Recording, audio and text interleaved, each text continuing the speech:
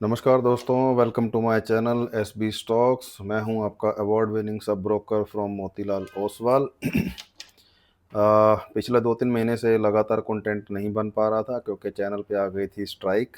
वो इसलिए क्योंकि मैं थोड़ा क्लियरली लोगों का भला करने लग गया था, क्लियरली अपडेट्स बताने लग गया था प्रॉपर स्पेसिफिक स्टॉक्स के हिसाब से, जो कि सेबी के हिसाब से तो कहीं ना कहीं कंप्लाइंट थे, बट यूट्यूब पॉलिसी के हिसाब से थोड़ा नहीं थे। और वो समझाने में थोड़ा मुश्किल हो जाता है यूट्यूब को कि कौन वेरीफाइड है कौन क्या है। और यूट्यूब अपनी जगह ठीक है, मैं नहीं कह रहा कि यूट्यूब की कोई प्रॉब्लम है, बट चलो उसका ध्यान रखते हुए अभी हम थोड़ा कंपैरेटिवली कम कंटेंट बना रहे हैं, जिसमें शॉर्ट्स हम बिल्कुल कम कर देंगे। और अब मैं कोशिश करूंगा कि फुल वीडियोस जो हैं डिटेल्ड एनालिसिस के साथ वो मैं आपके सामने रख पाऊँ। और पर उतना उस तरीके से आपकी हेल्प नहीं कर पाऊंगा ऑनलाइन। ऑफलाइन तो चलो आपके लिए हम ऑलवेज अवेलेबल हैं, आपको पता ही है हमारा मेन काम तो ऑफलाइन ही है।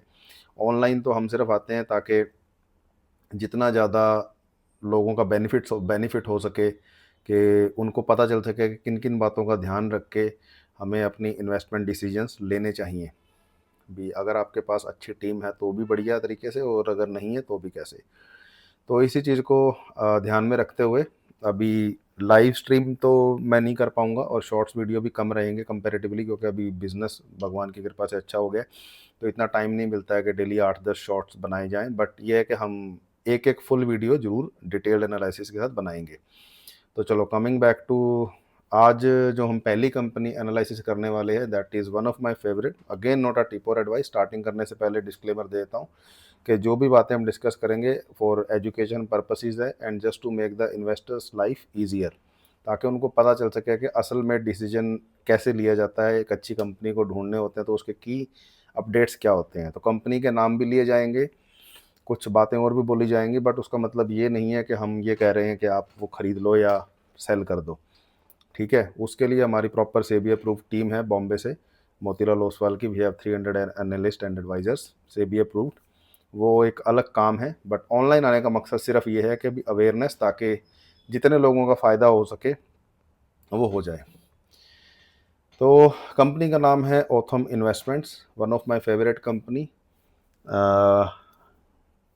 अब फेवरेट क्यों है उसके पीछे काफ़ी अलग अलग रीजंस, अगेन वो मैं लाइव यहाँ पे नहीं बोल पाऊँगा, बट आपके लिए वो इन्फॉर्मेशन मैं ज़रूर दे दूंगा जिससे आपको इस कंपनी के बारे में पहली बात तो पूरा पता चल जाएगा, एनबीएफसी स्पेस के बारे में पता चल जाएगा, और कुछ बातें पता चल जाएंगी कि जैसे मैं ऑलवेज इंसिस्ट करता हूँ कि सबसे इम्पोर्टेंट स्टॉक नहीं है, उसका सेक्टर होता है, और सेक्टर से भी ज़्यादा इम्पोर्टेंट है राइट पोर्टफोलियो। जैसे अगर आप ट्रेड कर रहे हो तो रिस्क टू रिवॉर्ड का रेशो होना बहुत क्रूशियल है, ऐसे ही राइट पोर्टफोलियो, और राइट पोर्टफोलियो के लिए राइट कैपिटल एलोकेशन बहुत ज़रूरी है। तो वीडियो के दौरान हम समझेंगे, हम कंपनी का ओरिजिन समझेंगे, कंपनी कब पैदा हुई, किन्होंने इसको स्टार्ट किया, बीएससी पे कब लिस्ट हुई, एनएससी पे लिस्ट कब हुई, बिजनेस मॉडल क्या है, कोई यूएसपी है कि नहीं है, और मेजर स्टेक्स कहाँ कहाँ पे हैं, और किन बातों का हमें ध्यान रखना चाहिए as an investor.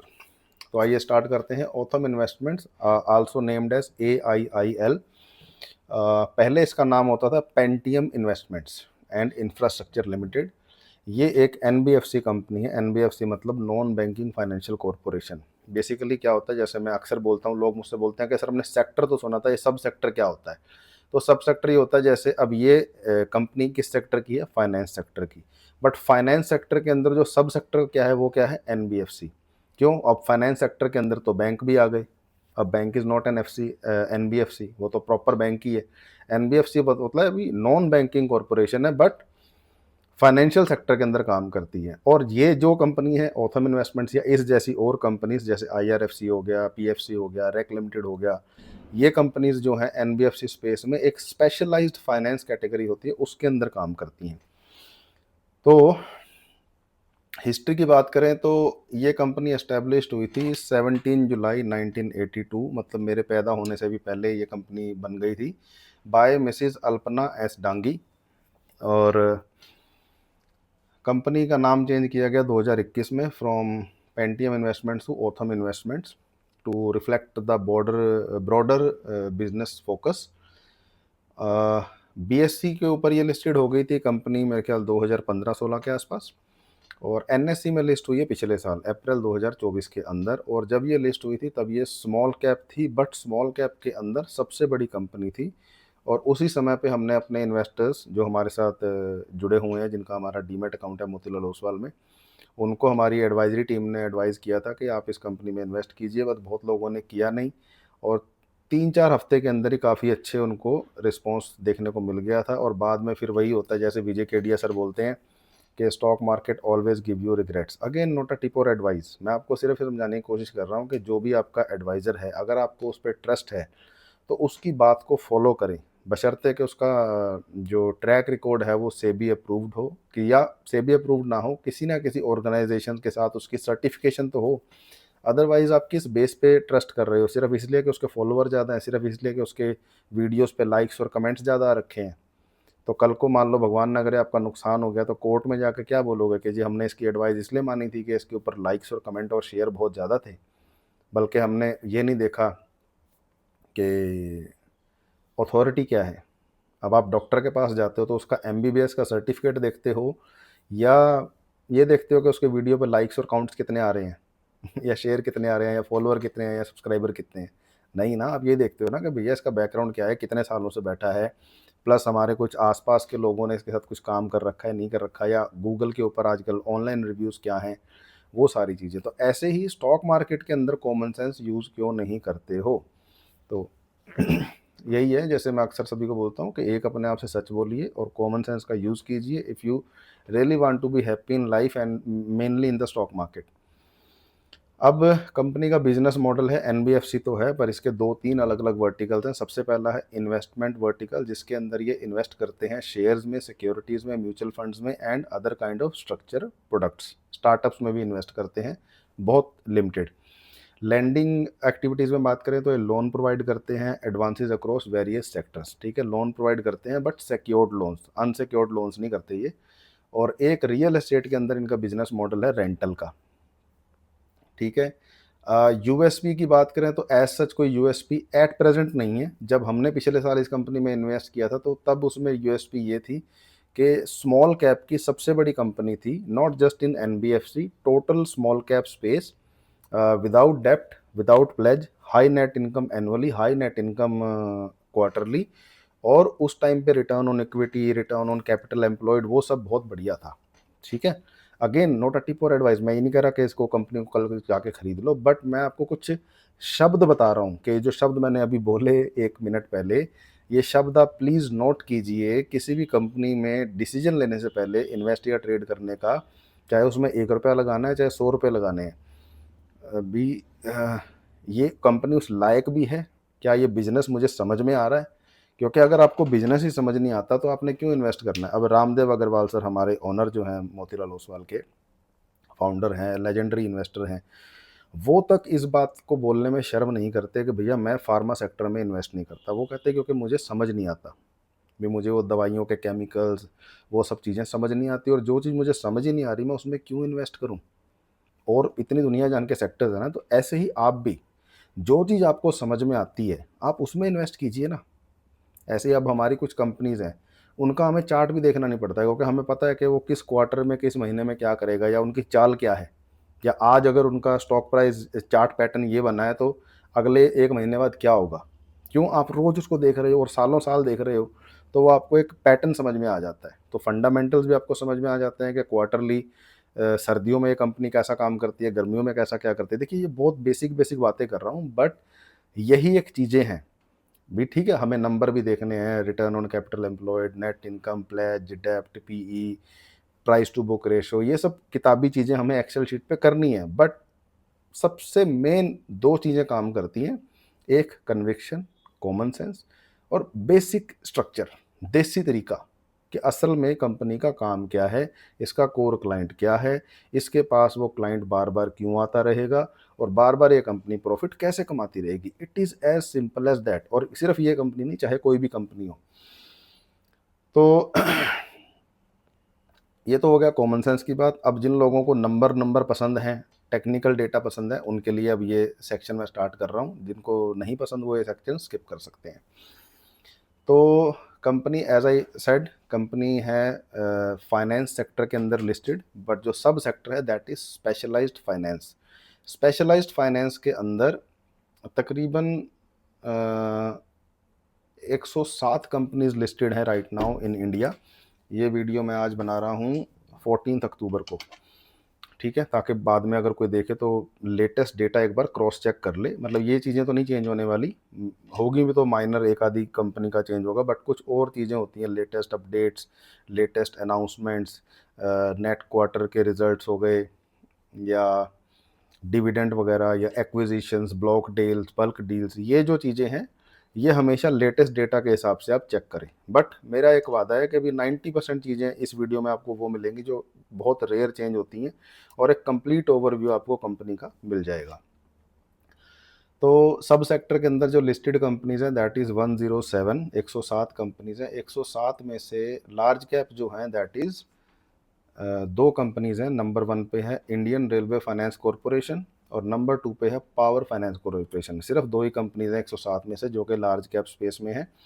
Mid cap के अंदर 5 कंपनीज हैं, जिसमें नंबर 1 पे है rack limited with a market cap of 97,718।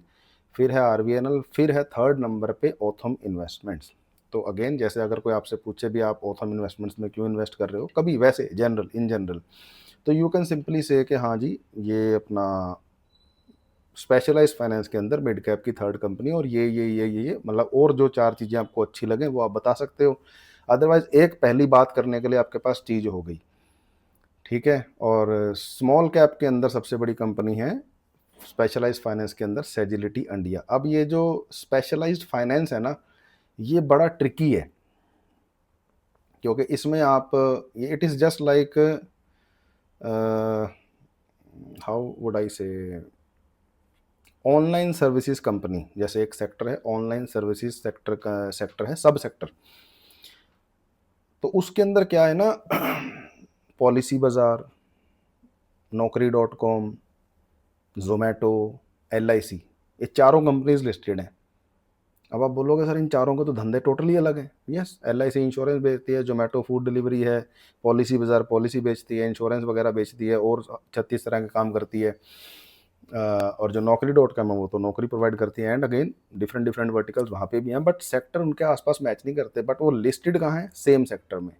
तो अगेन आप ये नहीं कह सकते कि ऑनलाइन सर्विसेज के अंदर हम जोमेटो को LIC से कंपेयर कर लें। तो ऐसे ही इस स्पेशलाइज्ड फाइनेंस के अंदर आप ओथम इन्वेस्टमेंट्स को IRFC से कंपेयर नहीं कर सकते, क्योंकि इंडियन रेलवे फाइनेंस कॉरपोरेशन का बिजनेस मॉडल टोटली अलग है। वो सिर्फ और सिर्फ रेलवे, इंडियन रेलवे के लिए काम करती है, ठीक है। तो ये भी थोड़ा सा, अगेन मैं क्यों इंसिस्ट करता हूँ, थोड़ा सा कॉमन सेंस यूज़ करना, सिर्फ नंबरों पे नहीं जाना, क्योंकि अगर आप सिर्फ नंबर के हिसाब से चलोगे तो आपको तो दिखेगा कि स्पेशलाइज्ड फाइनेंस के अंदर 107 कंपनीज लिस्टेड हैं, उसमें से 5th नंबर की जो कंपनी है दैट इज़ ओथम इन्वेस्टमेंट्स। लेकिन अगर आप ये पता करने जाओ थोड़ा डिटेल के अंदर कि स्पेशलाइज्ड फाइनेंस के अंदर ओथम इन्वेस्टमेंट्स जिस तरह की NBFC है, या जिस तरह के बिजनेस या प्रोडक्ट्स के अंदर वो काम करती है, उसके अंदर कितनी कंपनीज लिस्टेड हैं, उसके ऊपर ओथम इन्वेस्टमेंट की क्या एज है, तो एज एन इन्वेस्टर आपको वो डिसीजन लेने में मदद मिलेगी। ये बातें कुछ चीज़ लोगों के शायद समझ में ना आए, बट जैसे जैसे जैसे जैसे आप डाइव डीप करोगे आपको ये चीज़ें समझ में आएंगी, और इनकी इम्पोर्टेंस पता लगेगी कि ये क्यों ज़रूरी है। अब इसको मैं और ज़्यादा ब्रीफ ना मैं कर सकता हूँ, ना मुझे लगता है कि करने की ज़रूरत है, but this is very very important. सिर्फ लकीर के फ़कीर अगर हम बनेंगे तो भी तकलीफ़ हमें खुद को ही होगी, किसी और को नहीं होगी। बेसिक चीज़ों की बात करें तो करंट जो मार्केट कैप है that is 54,026 crore rupees. Current price है 3,134। PE ratio is 12.74। तो जनरली पीई रेशो 20 से नीचे अगर किसी कंपनी का होता है तो अच्छा माना जाता है, बट इसका मतलब ये नहीं कि माइनस में चला जाए। जैसे कुछ कंपनी ऐसी मिलेंगी जिनका पीई जो है, price to earning ratio, minus में मिलेगा, है ना, तो वो माइनस में भी नहीं होना चाहिए। मतलब मेरे को ऐसा लगता है 5 से 15 के बीच में रहे तो ठीक रहता है। बट पीई अगर आप देख रहे हो तो आपको माइंड अपना बहुत क्लियर बनाना पड़ेगा कि आप अल्ट्रा लॉन्ग टर्म के लिए चल रहे हो, आप 6 महीने साल के लिए कंपनी में नहीं जा रहे और 1 महीने के लिए तो नहीं जा रहे। क्योंकि अगेन ये भी एक बड़ा इशू आता है हमारे साथ कि इन्वेस्टर जो है बात करते हैं पीई रेशो की, और उनको होल्डिंग पीरियड क्या है उनका 1 हफ्ता 2 दिन, तीसरे दिन उन्होंने फ़ोन करके पूछना अरे सर ये इसका प्राइस बढ़ गया घट गया क्या करूं। तो मैं कहता हूँ यार आप तो प्राइस टू अर्निंग रेशो की बात कर रहे थे, आप तो मार्केट कैप की बात कर रहे थे, आप तो रिटर्न ऑन कैपिटल एम्प्लॉयड की बात कर रहे थे। जब ये फिल्टर्स आप बात करते हो या देखते हो तो आप सीधी सी बात करते हो कि जी मैं कम से कम 1 साल इन्वेस्टेड रहूँगा XYZ किसी भी कंपनी के अंदर। तो ये बात मैं क्यों बोल रहा हूँ ताकि आपको भी क्लैरिटी आए कि आपको PE ratio, market cap, pledge, डेप्ट, ये सब चीज़ें तब देखनी है जब आप अल्ट्रा लॉन्ग टर्म के लिए जा रहे हो। मतलब इसमें से आप प्लेज और डेप्ट को चलो माइनस कर सकते हो, वो आप ट्रेडिंग में भी अगर आप यूज़ करोगे तो ज़िंदगी आसान हो जाती है, क्योंकि जिस कंपनी पे कर्जा नहीं होगा, प्लेज नहीं होगा, उधारी नहीं होगी, वो कंपनी सेफ होगी भी कल को। क्योंकि मैं अक्सर एक बात बोलता हूँ कि आपने 100 रुपये की चीज़ ली, वो 200 की हो गई या 150 की हो गई या 110 की हो गई, तो बच्चे को भी पता है क्या करना है, बहुत सिंपल सी बात है, प्रॉफिट बुक करना है। लेकिन अगर वो डाउन चली गई, जो कि मैक्सिमम टाइम यही होता है, क्योंकि मैक्सिमम टाइम लोग ये बोलते हैं कि सर हम तो जो कंपनी खरीदते हैं वो गिर जाती है। क्यों? क्यों? 2 चीज़ें हैं, एक आप गलत टाइम पे एंट्री कर रहे हो, जब वो कंपनी ओवरबॉट ज़ोन में चली गई है, इंडिकेटर जो है टेक्निकल चार्ट जो है, अगर आपको देखना नहीं आता तो किसकी गलती है, और अगर देखना आता है तो आप उस पे क्यों नहीं देख रहे कि ओवरबॉट ज़ोन कहाँ है। अगर आप ओवरबॉट ज़ोन में एंटर करोगे तो करेक्शन एक बार तो आएगी ना, चाहे वो 1 दिन के लिए आए, 10 दिन के लिए आए, 10 महीने के लिए आए, ये किसी को नहीं पता कि करेक्शन आएगी तो कितनी देर के लिए आएगी। उसको पता करने के लिए कुछ टेक्निकल चीज़ें होती हैं, ठीक है, indicators, oscillators, support and resistance के जोन आप बना सकते हो, बट अगेन वो आपको सीखने पड़ेंगे। तो या तो आप वो चीज़ें सीखो, नहीं तो जिसको आती हैं उसके साथ काम करो। और बट अगेन डिसीजन इस बेस पे मत लो कि किसके कितने व्यूज़ हैं, कितने किसके फॉलोअर्स हैं। मैं आपको एक बहुत सिंपल सी बात बताता हूँ, 2 चीज़ें बोलता हूँ बहुत रिलेटेबल हैं। स्टॉक मार्केट के अंदर जो कंपनी का प्राइस जितना भाग रहा होगा उसका नेट इनकम उतना नीचे होगा, वो कंपनी घाटे में होगी, 90% घाटे में होगी मोस्ट ऑफ द टाइम्स। मैं ये नहीं कह रहा सारी कंपनी जो अच्छे मोमेंटम में होगी वो घाटे में होगी, पर most of the companies will be in घाटा। ऐसे ही सोशल मीडिया के ऊपर जितने भी लोग आपको मिलियन बिलियन व्यूज़ के साथ मिलेंगे, सब फ्रॉडस्टर्स होंगे, सब स्कैमर्स होंगे मोस्टली। ये नहीं कह रहा कि सब, मोस्टली अच्छे टीचर्स भी हैं, ठीक है। तो आपको बस यही देखना है कि थोड़ा सा कॉमन सेंस यूज़ करना है। तो ऑथम इन्वेस्टमेंट्स में प्लेज 0 है, डेप्ट 0.07 है, net income annually 4241 crore rupees है, net income quarterly 942 crore rupees है, ठीक है जी। इसके अलावा अब हम बात करते हैं रिटर्न ऑन इक्विटी जो है, एक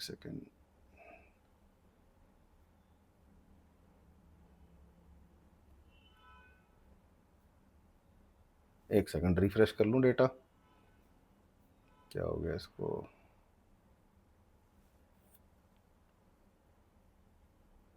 ओके, रिटर्न ऑन इक्विटी जो है वो 2023 से लेके 2024 तक गिरी और उसके बाद भी रिकवर नहीं हुई है, ठीक है।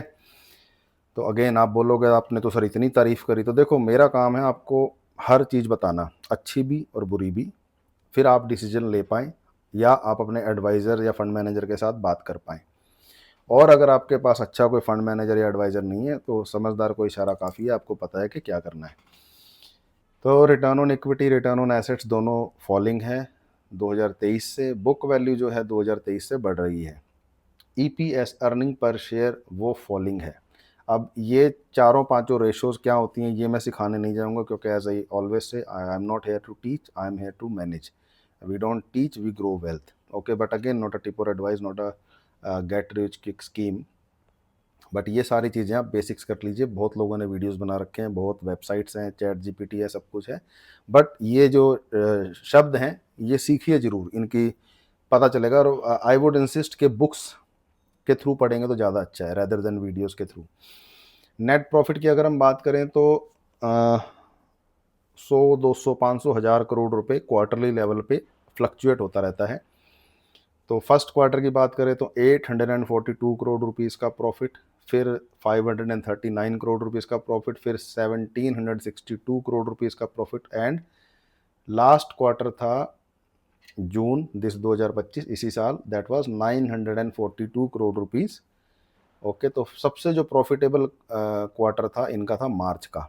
तो अब आपको यही एज एन इन्वेस्टर चेक करना है कि क्या हर बार मार्च में इनका सबसे ज़्यादा प्रॉफिट होता है, ठीक है, और उसके हिसाब से हमें क्या डिसीजन लेना चाहिए वो आपको डिसाइड करना है। सबसे क्रूशल पार्ट, मैं अक्सर एक बात बोलता हूँ कि स्टॉक मार्केट में सुखी रहने के या प्रॉफिट कमाने के 2-3 सिंपल तरीके हो सकते हैं। या तो आपको चार्ट देखना आता हो बहुत बढ़िया तरीके से, ताकि आप एंट्री एग्जिट लेवल डिसीजन ले पाएँ। मतलब जो डिसीजन लिए जाते हैं ना कि कब हम एक स्टॉक को खरीदें और कब बेचें, क्योंकि देखिए 4 ही बातें हैं, what to buy, when to buy, how much to buy, when to sell. भी क्या खरीदना है, तो मैक्सिमम लोगों के पास ये जो क्या है ना, इसका जवाब नहीं होता है। भी क्या खरीद रहे हैं, क्यों खरीद रहे हैं। कि अगर कोई ऑथम इन्वेस्टमेंट में मान लो फॉर एग्जांपल आप इन्वेस्ट करते हो, मैं नहीं कह रहा करो ना करो, करते हो तो आपके पास क्या रीजंस हैं कि क्यों इन्वेस्ट कर रहे हो। तो वो रीज़न होना चाहिए भी क्या खरीदना है, कब खरीदना है, कि चलो डिसाइड कर लिया ये खरीदना है, पर कब खरीदना है। तो वो जो कब के डिसीजंस हैं वो 3 तरीके से होते हैं। एक होता है टेक्निकल, दैट इज़ चार्ट के हिसाब से। अब वो चार्ट के ऊपर आप SMA 200, SMA 50 के हिसाब से डिसीजन ले सकते हो, MACD, Bollinger bands, RSI, parabolic SAR, DeMarker, Ichimoku cloud, support resistance manually line draw करके, ट्रेंड लाइन ड्रॉ करके। तो there are different different things. फिर ऐसे ही फंडामेंटल्स के ऊपर आप डिसीजन ले सकते हो कि जैसे मैंने बोला price to earning ratio, price to book ratio, net profit, pledge, डेप्ट, क्वार्टरली रिजल्ट्स, डिविडेंड, इन सब चीज़ों के हिसाब से। बट आप इन सारी चीज़ों को अगर मिक्स करोगे तो फिर आप कभी भी डिसीजन नहीं ले पाओगे, क्योंकि ऐसी कंपनी बहुत ही रेयर मिलती है जिसके अंदर जो कहते हैं ना सर्वगुण संपन्न, वो बहुत रेयर होती है।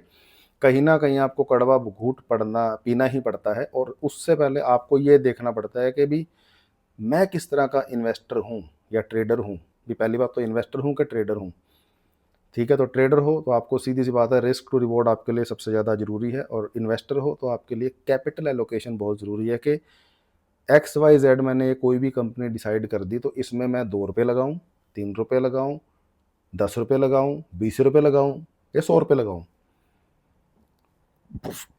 कि सॉरी कि मेरे पोर्टफोलियो में स्टॉक्स कितने होने चाहिए, 5, 10, 15, 20, 30।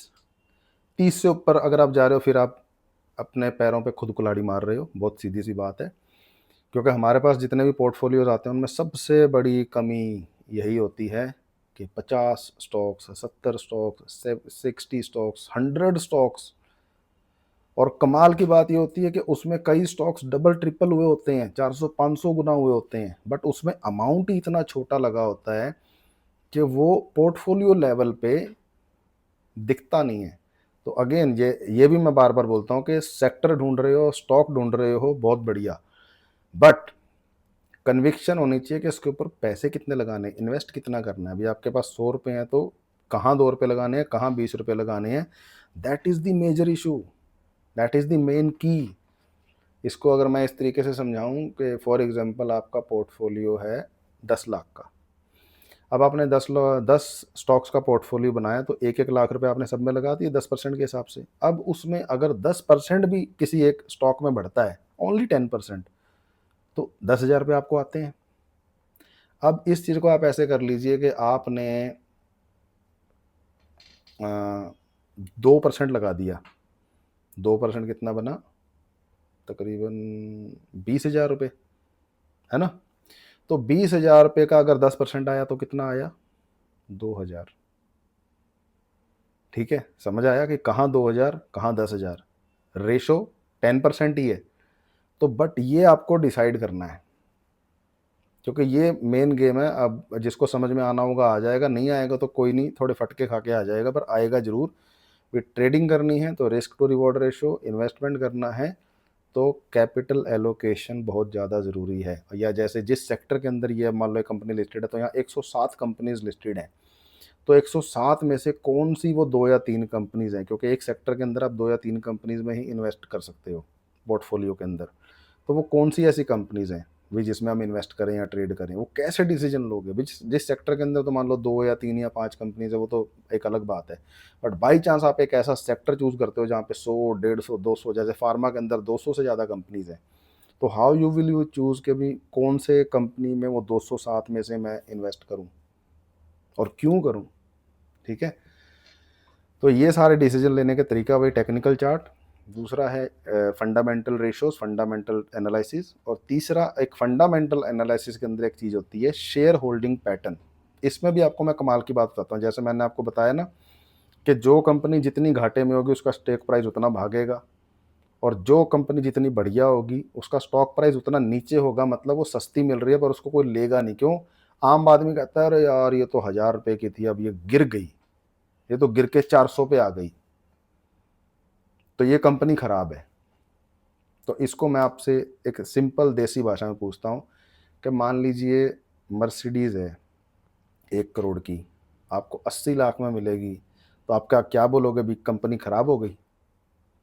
कहीं पे कोई ज़मीन है 1 करोड़ की, वो आपको 80 लाख में मिलेगी, तो आप बोलोगे नहीं यार ये ज़मीन ठीक नहीं है, ये तो सस्ती मिल रही है, कुछ गड़बड़ है? हाँ, मैं ये नहीं कह रहा कि जो भी चीज़ सस्ती हो गई वो खराब अच्छी ही होगी।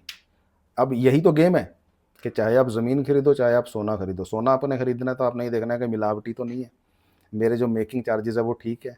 क्योंकि अगर आपके मेकिंग चार्जेस ही 40% हुए, तो 40% तो पहले आपको मेकिंग चार्जेस रिकवर करने के लिए कमाना है।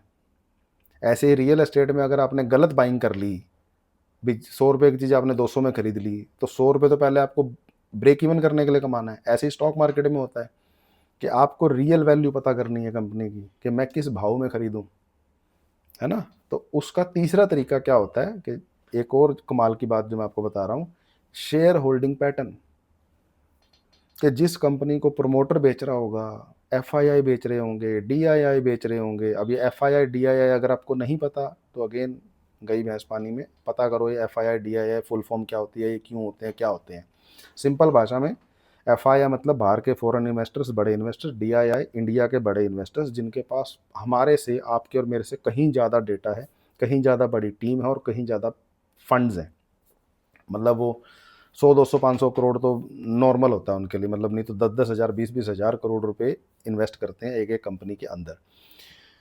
तो इतने ज्ञानी ध्यानी लोग अगर एक कंपनी को बेच रहे हैं, कंपनी का मालिक खुद उस कंपनी को बेच रहा है, जनता उस कंपनी को खरीद रही होती है, और जिस कंपनी को प्रमोटर भी खरीद रहा होता है, या प्रमोटर के पास ज़्यादा स्टेक होता है, भी 100% में से 50, 60, 70, 80% अगर स्टेक है तो दैट इज़ गुड, भी प्रमोटर या जो मालिक है उसको कंपनी पे भरोसा है।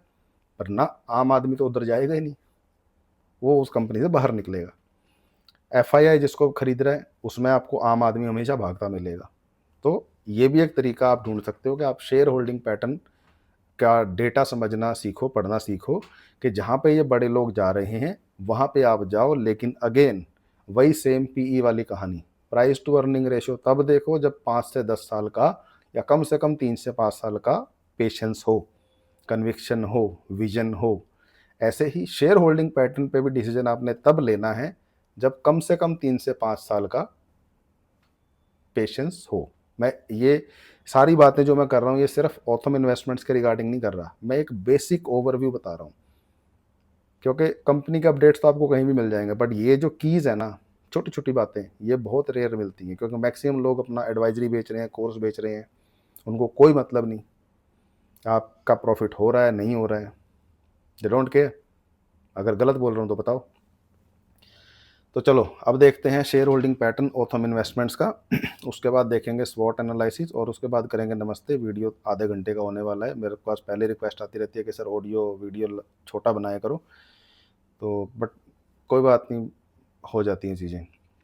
तो प्रमोटर के पास है 74.95% स्टेक्स ऑफ ओथम इन्वेस्टमेंट, मतलब लगभग 75% का स्टेक है, और वो स्टेबल है। 2024 से लेके पिछले 1 साल से स्टेबल है, कोई ना बेचा ना खरीदा प्रमोटर ने। एफआईआई के पास है 7.94, जो कि एग्रेसिवली बाई कर रहा है मार्च 2025 से, मतलब खरीद तो पिछले जून से रहा है, पर इतना एग्रेसिव नहीं था जितना कि वो मार्च के अंदर एग्रेसिव हो गए हैं एफआईआई इसको लेके।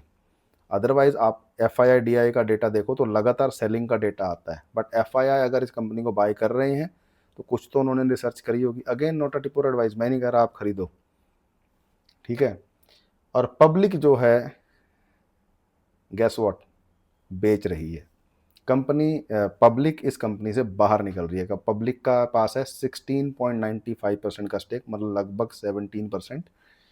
और म्यूचुअल फंड दिसंबर 2024 से एग्रेसिव बाई कर रहे हैं, मतलब मार्च तक उन्होंने खरीदा, उसके बाद स्टेबल है, उसके बाद और ज़्यादा नहीं खरीदा उन्होंने, पर बेचा भी नहीं है। म्यूचुअल फंड के पास अभी बहुत ही कम है, 0.14% का स्टेक है, क्योंकि लिक्विडिटी कितनी बची, 75% उसके पास है, 17% पब्लिक के पास है, तो बाहर बचा कितना। और जो अदर इंस्टीट्यूशंस हैं उन्होंने दिसंबर में सेलिंग करी थी, मार्च तक सेलिंग करी, फिर मार्च में दोबारा बाइंग शुरू करी और अभी कर ही रहे हैं, बट उनके पास भी 0.01% का ही स्टेक है। तो मतलब मेजर जो है वो पब्लिक और प्रमोटर के पास ही है, बट पब्लिक बेच रही है। ये डेटा आप कहीं भी किसी भी स्क्रीनर पे जाके वेरीफाई कर सकते हो, नहीं तो हमारा जो रिसर्च 360 प्लेटफॉर्म है मोतीलाल ओसवाल का इन हाउस, उसके ऊपर आप जाके चेक कर सकते हो।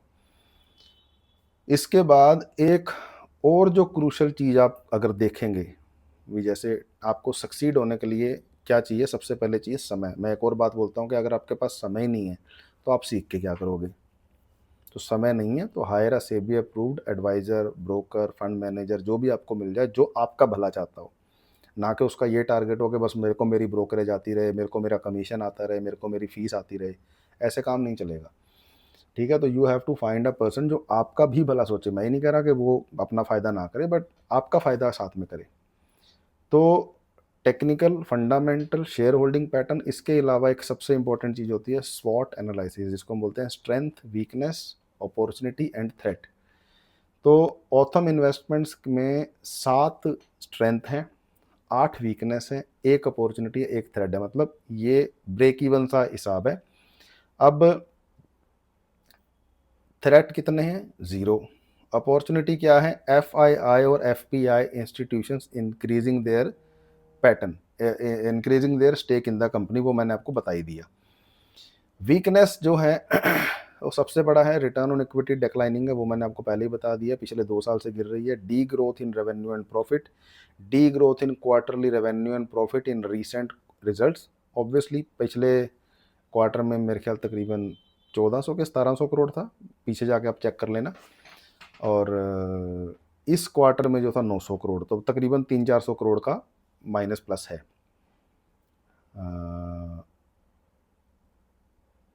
फिर D growth in quarterly revenue, profit में है तो ऑब्वियसली रेवेन्यू और नेट प्रॉफिट घटा ही होगा, तभी तो वो प्रॉफिट का डाउन जाएगा। फॉल इन क्वार्टरली रेवेन्यू, एक ही बात को बार बार क्यों बोल रहे हैं ये। Inefficient use of assets, return on assets declining है, वो भी मैंने आपको बता दिया पहले ही।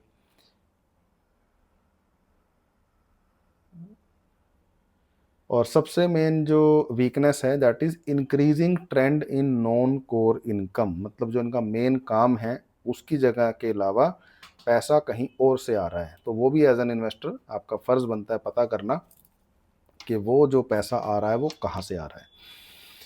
अब स्ट्रेंथ की बात करें तो कंपनी विद लो डेप्ट, कोई कर्जा नहीं है, बुक वैल्यू पर शेयर पिछले 2 साल से इंप्रूव हो रही है, 52 वीक हाई के पास है। बाकी और टेक्निकल चार्ट अपन थोड़ा डिटेल में तो नहीं, थोड़ा सा ओवरव्यू एक लेंगे। Decrease in provision in recent result, अब ये प्रोविजन क्या होता है ये आप गूगल कर सकते हैं, बहुत सिंपल से, but it is a good concept. Company able to generate net cash, improving net cash flow from last 2 years, पिछले 2 साल से कैश फ्लो सुधर रहा है। और companies with zero promoter pledge, pledging बिल्कुल नहीं है, वो मैंने भी आपको बता दिया। और हाईएस्ट रिकवरी हुई है 52 वीक लो से, ठीक है। तो ये सारी बातें हैं। एंड अब बात करते हैं चार्ट पैटर्न की।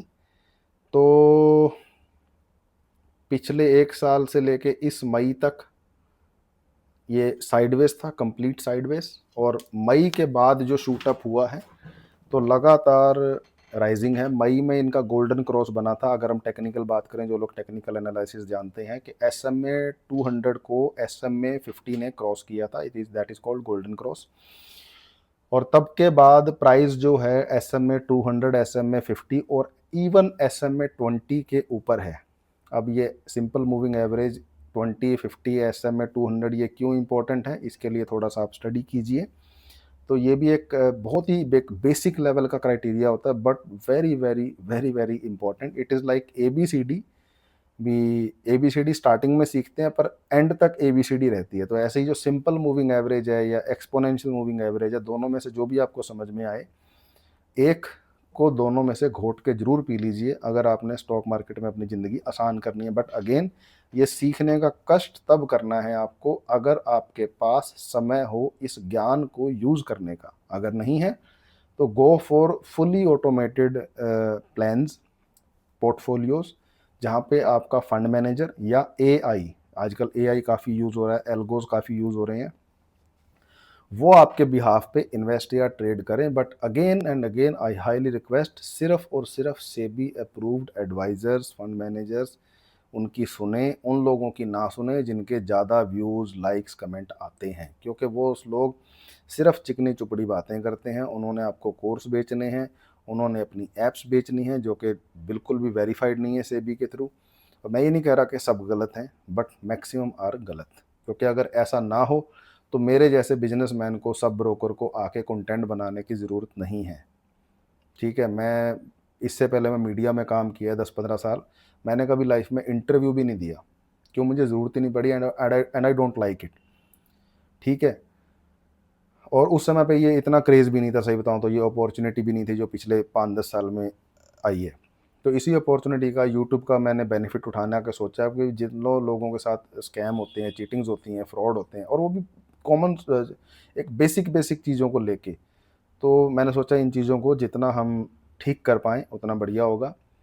तो उम्मीद करता हूँ मैंने अपनी तरफ से तो सारा कुछ कवर कर दिया है ओथम इन्वेस्टमेंट्स को लेके। अगेन, नॉट अ टिप और एडवाइस, ये सिर्फ एजुकेशन पर्पज़ के लिए है वीडियो। और नेक्स्ट वीडियो किस कंपनी के ऊपर आप देखना चाहते हो वो आप कमेंट कर दीजिए। कोई सेक्टर के बारे में आप बात करना चाहते हो, या कोई भी आपका सवाल है स्टॉक मार्केट से रिलेटेड, तो आप कमेंट कीजिए। कल को आपको उसके ऊपर वीडियो देखने को मिल जाएगा। Thank you. अगर वीडियो ठीक लगे तो चैनल को सब्सक्राइब कर लें, लाइक कर लें, एंड जो भी आपकी इश्यूज़ हैं स्टॉक मार्केट को लेके आप बताइए। एंड एज आई ऑलवेज से, आइए मिल के पैसा बनाते हैं, let's help each other. Because क्योंकि मेरा विजन है कि everybody should be profitable from the stock market, मतलब किसी का लॉस ना हो, और एटलीस्ट बेसिक कॉमन सेंस को लेके तो ना हो, है ना। अभी बाकी तो चलो किस्मत की बात है, किसका क्या होना है, बट हमारी अप्रोच ठीक रहे। भी कल को हमें यह ना लगे कि यार हमने इतनी बड़ी बेवकूफ़ी कर दी, तो वो आपको रिग्रेट ना हो। यही मेरा एक टारगेट है और यही मेरा एक मुद्दा है यूट्यूब पे आने का। And thank you, thanks for your love, take care.